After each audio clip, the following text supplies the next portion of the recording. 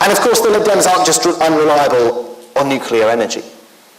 They've proven spineless on this country's weapons of mass destruction. They've joined in the shameless hypocrisy of lecturing others on nuclear proliferation, while the Conservatives plan to waste an estimated £100 billion of public money feeding the Cold War monster of Trident. I recently attended the launch of a new film, Countdown to Zero. The film shows just how recently and how frighteningly close we've come to nuclear war. With 9 countries holding nuclear weapons, and 40 capable of building them, we urgently need international commitment to the Global Zero programme to reduce and eliminate all nuclear weapons.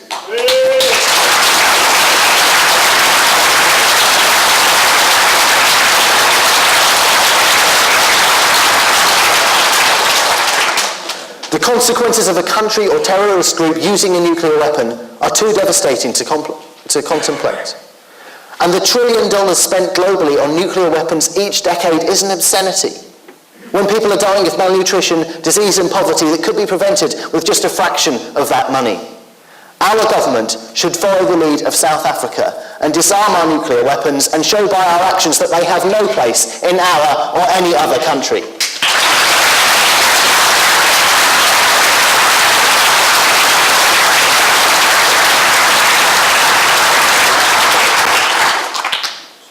But where we need moral leadership from this government, we too often see corporate interests winning out. Take the latest damaging proposals to change the planning system, which threaten to bulldoze swathes of our countryside. Far from helping to revitalise town centres or sustain rural communities, they're just making it easier for developers to cash in on greenfield sites. And only today, we hear that the Tories took £3.3 million from property developers seeking to build on rural land. They've not got a plan. It's a recipe for disaster. We agree with the Campaign to Protect Rural England, with the National Trust and scores of other groups campaigning against these plans. We must protect the natural environment for generations to come.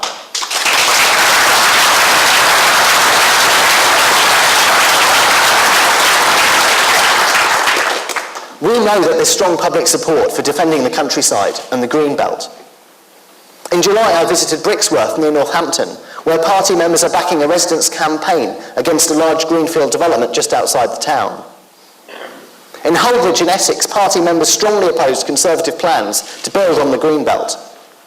This commitment helped win our first seat on the District Council in 2010, and in June this year, Diane Hoy was elected as our second Green councillor in a local by-election. Far from opening the gate to greenfield destruction, the government should be taking steps to protect the natural environment and wildlife. But the government has a habit of disappointing us. They plan to press ahead with their badger cull, despite an independent scientific review saying it will fail to control the spread of TB in cattle. The evidence is that 80% of bovine TB is spread between cattle in overcrowded conditions. Rather than wasting money on a cruel and ineffective cull, the government should focus on real solutions, restricting the transport of cattle and ending the intensive farming of animals.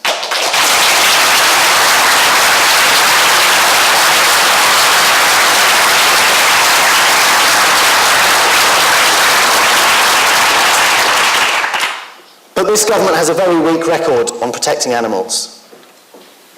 And now they're threatening to loosen the regulations on animal experiments in ways that would massively increase testing, allow experiments on great apes, and permit the infliction of severe and prolonged pain.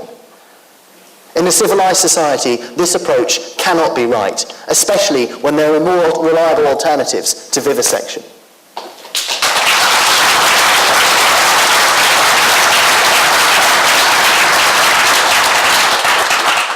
Whether it's on the NHS, social care, the economy, nuclear power, nuclear weapons, the environment, or animal protection, the Lib Dems are letting down the people who supported them.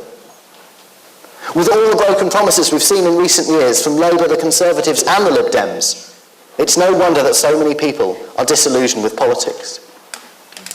But many activists from other parties have realised that there is a party that stands by its principles and makes a difference. Up and down the country, we're seeing examples of former activists and councillors switching their allegiance to the Green Party. Take Alan Weeks in the New Forest, now our first Green County Councillor in Hampshire. He joined the Green Party.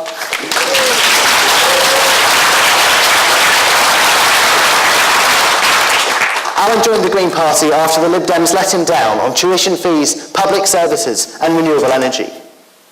Or Councillor Howard Allen in Solihull. He joined the Green Party because he could rely on us, not the Lib Dems, to campaign with him to protect green spaces and oppose a major supermarket development.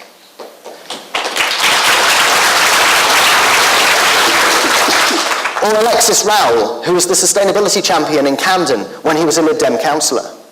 He left the Lib Dems following their nuclear U-turn and their poor record in government on the environment and social justice. And in just a few days' time, we have the opportunity to get Alexis elected as a Green councillor in a crucial and winnable by-election in Camden.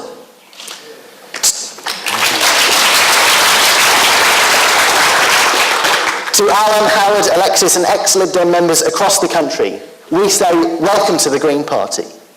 You want to protect public services and the natural environment.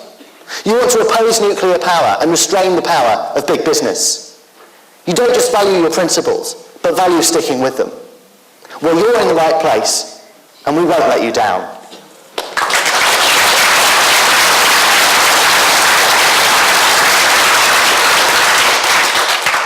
In May's elections, we gained seats from the Lib Dems in Bristol, Mid-Suffolk, Hove, Norwich, Stafford, St Albans and Totnes. And we also made gains from the Conservatives and Labour. And we held the vast majority of seats we were defending, in many cases against strong challengers from other parties. I'd like to congratulate everyone who was elected this year. But let me highlight just a few of those advances. We won Green seats for the first time in St Albans, Stafford, West Norfolk and Bolsover. We gained council group status in Bristol, Reading, Reigate, South Hams and Solihull. The Green and Independent group on Mid-Suffolk District Council became the official opposition. Greens have cabinet seats on Lancaster City Council and hold the balance of power in a number of other authorities. And we're using this position to good effect. Take Bristol, where we have 2 councillors who hold the balance of power. There, our Green councillors are playing a leading role in pressing for public transport improvements and have forced the Lib Dems to backtrack on a plan to sell green spaces. Look at Reading, where again, just 2 councillors hold the balance of power. I visited them last month and was very impressed by the work they've done in just 100 days. They're doing everything they can to limit the cuts to social services and have secured the reinstatement of concessionary bus fares for people with disabilities and their carers.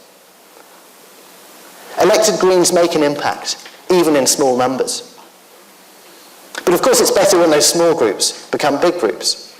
And this year our bigger council groups have been battling hard to hold or grow their strength. Norwich has grown to 15 councillors. But I heard a rumour that one local party did even better. Yes, Brighton made history yet again, swelling their ranks to 23 councillors and becoming the first Green One council in the country.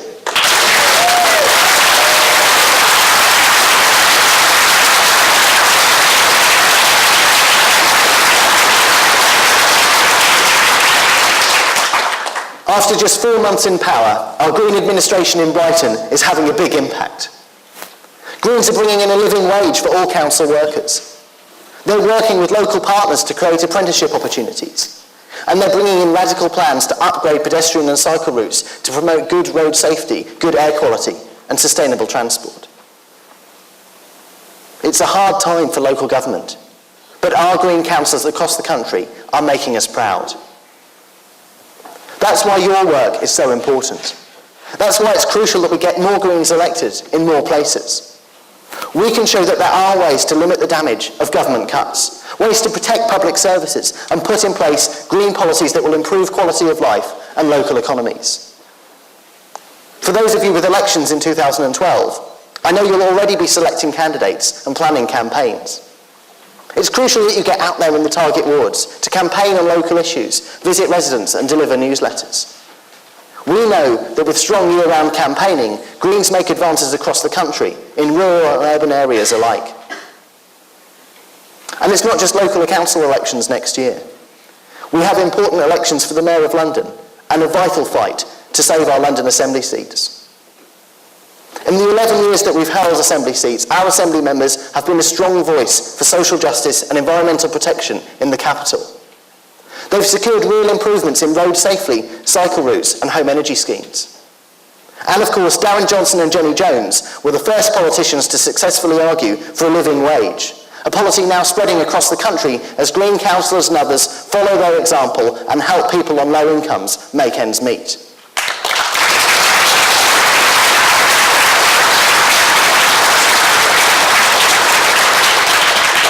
This one example shows the national significance of the election in London in May. In Jenny Jones, we have a principled and distinctive candidate for Mayor of London. Someone with a proud record of challenging the Metropolitan Police on a range of issues from phone hacking to the unlawful killing of Ian Tomlinson. To Jenny, Darren and all our candidates in London, you have our support. But of course, they